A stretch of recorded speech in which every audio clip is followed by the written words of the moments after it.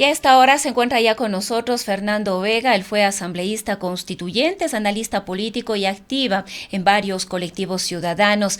Fernando, muy buenos días, gracias por acompañarnos. Pues se viene la consulta popular, quizás a esta fecha haya un poco más de claridad sobre las intenciones del presidente de la República con esta nueva convocatoria a las urnas, a los ciudadanos y las ciudadanas, pero además esta convocatoria a consulta popular y referéndum se da en un contexto de una tensión y un enfrentamiento que se ha dado entre la Corte Constitucional, que ahora tiene a cargo analizar la constitucionalidad de estas preguntas, y el Ejecutivo, que ha levantado desde diversos espacios una campaña en contra de los jueces y juezas de la Corte Constitucional. Sería importante iniciar este diálogo, Fernando, con sus lecturas respecto de la coyuntura actual. Bienvenido. Muy buenos días, Anita. Buenos días a toda la audiencia de Antena 1. En efecto, vemos desde hace algún tiempo cómo el gobierno de Correa va tomando una deriva de El carácter, gobierno de Noboa. perdón, el gobierno de Noboa va tomando una deriva peligrosa de autoritarismo y de violencia contra el orden jurídico establecido por la Constitución del 2008. En este caso, un primer elemento que hay que señalar es que ya mediante la cooptación del Consejo de la Judicatura, que parece se lleva adelante por parte del gobierno, y la posibilidad de que ese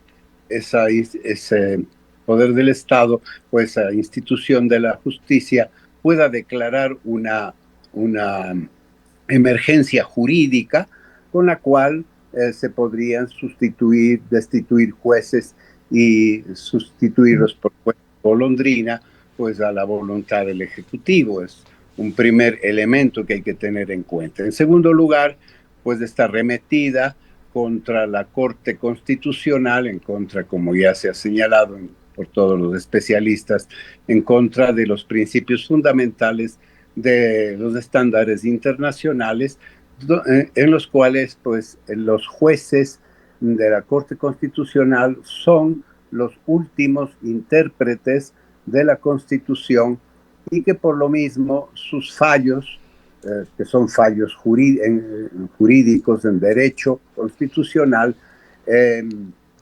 no pueden ser sometidos a juicio político.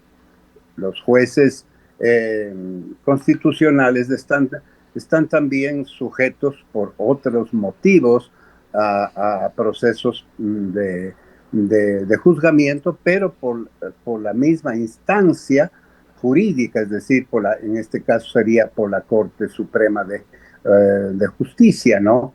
Sería quien tiene la competencia para juzgarlos por los motivos, es decir, eh, obviamente por incumplimiento, bueno, por incapacidad, se dice, ¿no? Por incapacidad y por haber cometido delitos que no tienen que ver con la manifestación de su sentencia, ¿no? En este sentido, el presidente Correa pretende, eh, eh, con todo lo que ha hecho, sus declaraciones, una campaña de desprestigio y de arremetida contra la Corte, pretende llevar a una consulta popular la posibilidad de la destitución de los juicios. En la pregunta, eh, eh, el Ejecutivo reafirma el hecho de que los jueces no pueden ser juzgados por sus sentencias, pero luego en causales por las cuales los jueces pueden ser destituidos, se introduce la posibilidad de que los jueces puedan ser juzgados políticamente por no haber recogido las aspiraciones del pueblo, ¿no? Por no haber acogido el clamor popular, el interés general, ¿no? Esta es un bypass, una trampa, porque quien determina cuáles son los intereses generales y cuál es el clamor popular, ¿no? En este caso, se supone que el clamor popular en la situación de, de violencia y de criminalidad que existe en el país, pues sería el hecho de que hay que tener mano dura con con los, con los delincuentes, etcétera, y arremeter contra los jueces que no colaboren con eso. Pero el presidente ya viene presentando una serie de leyes que contravienen precisamente los derechos Ahora, fundamentales, Fernando, ¿no? podríamos decir que hay una especie de manipulación con el discurso del presidente de la República, Daniel Noboa, al atribuirle ciertas responsabilidades que no son en realidad de la Corte Constitucional, ¿no? Nos han dicho que los jueces de la Corte nos están quitando la paz, que los jueces de la Corte están impidiendo que el Estado tenga las herramientas, el gobierno en este caso tenga las herramientas necesarias para combatir la delincuencia. Incluso se le ha llegado a atribuir los recientes asesinatos. Aquí nos preguntamos en qué medida efectivamente hay una responsabilidad de la Corte Constitucional con las deficiencias de un Estado que no logra combatir la delincuencia. Los problemas delincuenciales se agravan cada vez más. Somos el año más violento, 2025, en términos de muertes violentas. Estamos hablando de más de 4.500 muertes, asesinatos aquí en el país, y parecería en este caso que la Corte tiene cierta responsabilidad de acuerdo al discurso del gobierno. Bueno, el gobierno en esta clara deriva de tipo autoritario y populista, ¿no?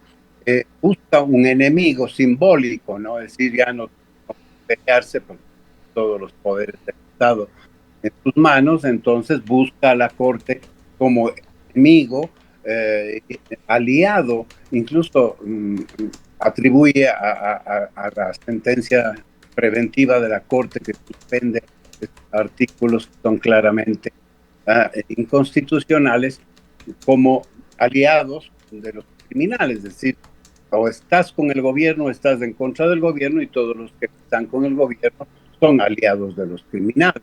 Esto es gravísimo.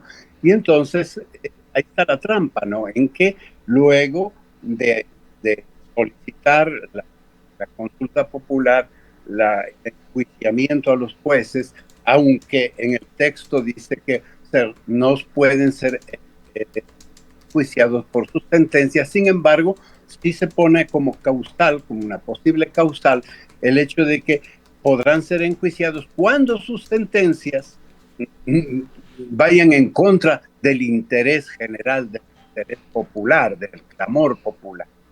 Esta es evidentemente una trampa, una falacia, porque no pueden ser juzgados por sus sentencias. Ah, sí, pero cuando sus sentencias no respondan en definitiva a los intereses del Ejecutivo, que se convierte en intérprete del clamor y popular y del interés general, ¿no? Entonces, ahí está la trampa, ¿no? Para poder, luego, claro, como tiene la Asamblea en sus manos, entonces el enjuiciamiento político podría garantizar la destitución de los jueces, y entonces interviene el Consejo de la Judicatura nombrando un juez provisional ad hoc, ¿no? Entonces, son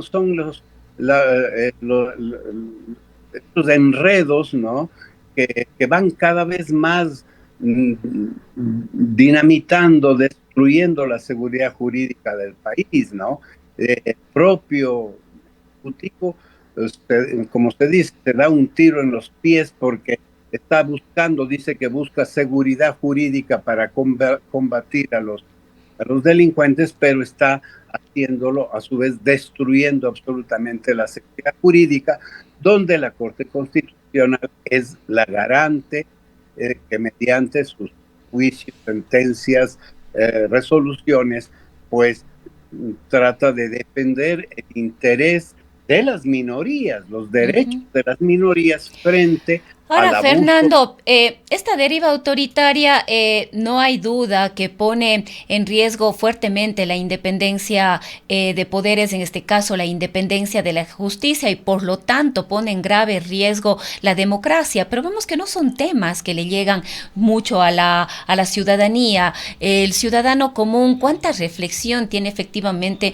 respecto de la importancia de vivir en una democracia? Conocemos muy poco la gran mayoría de ecuatorianos y ecuatorianas de qué es la Corte Constitucional, qué hace la Corte Constitucional y por qué es importante que una institución de esta naturaleza sea independiente. El ciudadano está preocupado mayoritariamente en conseguir empleo en medio de una crisis devastadora y nuevos desempleados, que tenemos un total de 5.000, que son los servidores públicos que han salido en este tiempo por los decretos y las normas emitidas por el presidente. Estamos preocupados de que nuestros hijos puedan ir seguros a las escuelas, estamos preocupados de que nuestro negocio no sea vacunado, estamos preocupados de los homicidios, estamos preocupados de que cuando requerimos atención médica no tenemos un especialista que nos atienda, no tenemos medicinas, nuestros niños están muriendo en los hospitales. Entonces, estos otros temas que son de profunda importancia, en realidad le llegan muy poco en estas condiciones al ciudadano. Bueno, es que es verdad, es decir, desde siempre la masa del pueblo no ha sido muy consciente de lo que sucede en las altas esferas de la política y aún más ahora por el desprestigio de los partidos políticos, por la falta de una democracia fuerte y madura en el Ecuador, pues, y por incluso por la misma cultura de de las redes sociales, donde la gente está absolutamente ajena a lo que ocurre en el país y en estas esferas políticas, pues la gente no está en nada. Entonces, fíjese usted, lo demuestran las encuestas que se hicieron, podemos decir, a boca de micrófono durante la marcha precisamente convocada por el presidente, donde la gente no sabía absolutamente nada de por qué estaba en la marcha, Uh ¿no? -huh. Entonces, ahí podemos constatar que en realidad hablar en nombre de la gente, que el presidente se constituya en el vocero de la gente, cuando la gente ni siquiera sabe lo que está ocurriendo, ni lo que quiere, ni lo que piensa, entonces pues es un peligro enorme, ¿no? Estamos cayendo en una especie de monarquía, ¿no? Donde es el que tiene el poder del dinero y el poder político, el que decide el destino de la patria, el destino del país, decide lo que es bueno para los ecuatorianos y lo que es malo para ellos, ¿no?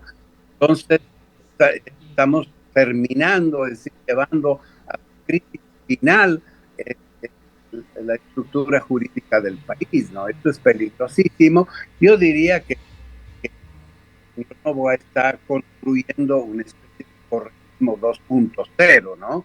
Es decir, si lo que hacía Correa era cuestionable, pues lo que está haciendo el señor presidente es llevar a un nivel mucho más, a un nivel superior, eh, el, el, el despelote, la desorganización, la arbitrariedad, y que permitiría pues una serie de acciones por parte del Ejecutivo a través de todas las leyes que se han ido aprobando con artículos inconstitucionales para imponer su voluntad, donde a pretexto de luchar contra el crimen organizado, esa arbitrariedad del Estado puede ser utilizada para otros fines, es decir, por ejemplo, en este caso tenemos uno muy concreto, ¿no? Vemos que hay una voluntad del Estado también de imponer la minería, ¿verdad?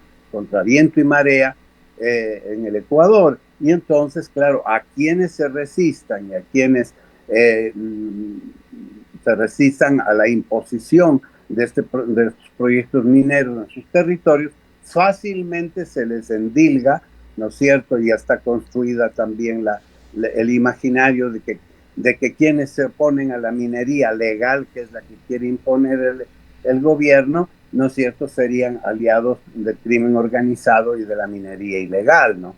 Fíjese usted cómo se han ido construyendo los estos puentes artificiales para precisamente crear un clima en el cual el gobierno puede arbitrariamente perseguir a personas inocentes, a personas que están defendiendo derechos, ¿no es cierto?, para convertirlos en criminales. Y de hecho hay mucha gente ya perseguida y sentenciada al respecto, ¿no? Entonces, evidentemente es un momento en que los ecuatorianos tenemos que levantarnos firmemente para oponernos y para impedir que estas pretensiones del señor Noboa se concreten, porque de ser así, pues estaremos en manos de una dictadura realmente. Pero podríamos decir, Fernando, que el presidente de la República, Daniel Noboa, ha sido muy hábil para salirse con la suya. Recordemos lo que pasó con la vicepresidenta Verónica Abad, con la posibilidad o necesidad de pedir licencia durante la campaña electoral. Es decir, el presidente, en definitiva, ha hecho lo que ha querido, se ha ido por encima de las normas constitucionales, y ahora esto se ha agravado porque para violentar la Constitución ha tenido el apoyo mayoritario de la Asamblea Nacional, que además se atrevió el titular de la Asamblea Nacional junto a la ministra de Gobierno a salir en un video acompañado, resguardado de elementos uniformados armados para advertir a la Corte Constitucional sobre lo que debe o no debe hacer. Esas imágenes son clarísimamente dictatoriales, ¿no? Aquí estoy yo con el poder de la fuerza, ¿no? Con el poder del ejército, de la policía, con elementos enmascarados, etcétera. Todo eso genera, realmente nos recuerda las típicas derivas autoritarias de todos los presidentes que hemos tenido, ¿no?, a lo largo de la historia. Yo quisiera señalar un asunto que quizá tiene que ver ya incluso con la geopolítica, ¿no? El señor Noboa está alineado perfectamente bajo los estilos de gobierno y las políticas del señor Trump, ¿no? Y vemos que precisamente Trump está haciendo en Estados Unidos exactamente lo que Noboa quiere hacer en Ecuador, es decir, la imposición del autoritarismo del Ejecutivo, que terminará destruyendo también la democracia norteamericana. Es decir, el señor Noboa se comporta con la misma, digamos, cara dura, con la misma imposición, y hacer lo que le da la realmente gana y salirse con las suyas, ¿no? Imponer la política del Ejecutivo, no solo a Estados Unidos, sino al mundo entero, ¿no? Entonces, el pequeño reyesuelo en el que se convertiría Noboa sería un pequeño Trump en el Ecuador, ¿no? Donde se hace lo que él dice y punto, y va para adelante y va arrasando con todo lo que se le pone por delante, porque su voluntad prima sobre todo derecho y sobre toda justicia. Bueno, Fernando, quizás ya para ir cerrando este diálogo, ¿cuáles son las expectativas? Como decíamos al inicio, se viene ya esta consulta popular, probablemente para noviembre, probablemente para el mes de diciembre, pero con mucha seguridad en pocos meses más aquí dentro de este mismo 2025. Bueno, en el tema del enjuiciamiento a los jueces, los ecuatorianos no pueden votar de otra manera que sea negando esta pregunta, diciéndole no a esa pregunta del enjuiciamiento a los jueces. En el otro caso, en el tema del Consejo de Participación Ciudadana, habrá que vigilar el mecanismo por el cual se van a escoger los jueces. Si se sigue manteniendo como mecanismo de escoger a los jueces los concursos de méritos, que se prestan y se prestarán a la manipulación para al fin hacer ganar a quienes tienen la incidencia política lo puedan lograr, pues debemos, si es que esta designación va a otras instituciones, yo creo que lo más sano es precisamente el escogitamiento a través de la presentación de ternas de parte de distintas orígenes de la comunidad, de las universidades, de los colegios de profesionales, etcétera, ¿verdad? Para que, porque si no, la gente proba, la gente que podría ofrecer su tiempo y su compromiso para servir al país, se inhibe y quienes se presentan a estos concursos son personas que tienen clarísimos intereses políticos y que ya de antemano están alineados o con el crimen organizado o con el poder estatal omnímodo, ¿no? Entonces, me parece que son los dos aspectos que tenemos que cuidar. Las demás preguntas realmente son de relleno, ya están en trámite y por lo tanto irán por los cauces donde se podrá discutir los temas de las bases, de los casinos, de todo eso, pero me parece a mí que la parte gruesa del tema están en estas dos preguntas, y como digo, habrá que decirle no, bueno, al tema del Consejo de la Judicatura. Realmente es un tumor que hay que extirpar, pero habría que vigilar que esta extirpación, porque es una cirugía mayor, se realice de buena manera, de tal manera que lo que tengamos después sea mejor que lo que hemos tenido, ¿no? Porque si vamos a tener una simulación de que cambiamos el perro, pero con el mismo collar, pues no tenemos ningún avance, ¿no? Pero en el tema obviamente, del enjuiciamiento de los jueces, la contestación de los ecuatorianos tiene que ser una negativa frontal. Queremos agradecerle, Fernando, por habernos acompañado esta mañana. Muchas gracias, Rosanita. Buen día. Ha sido Fernando Vega, ex asambleísta constituyente. Son las 8 de la mañana.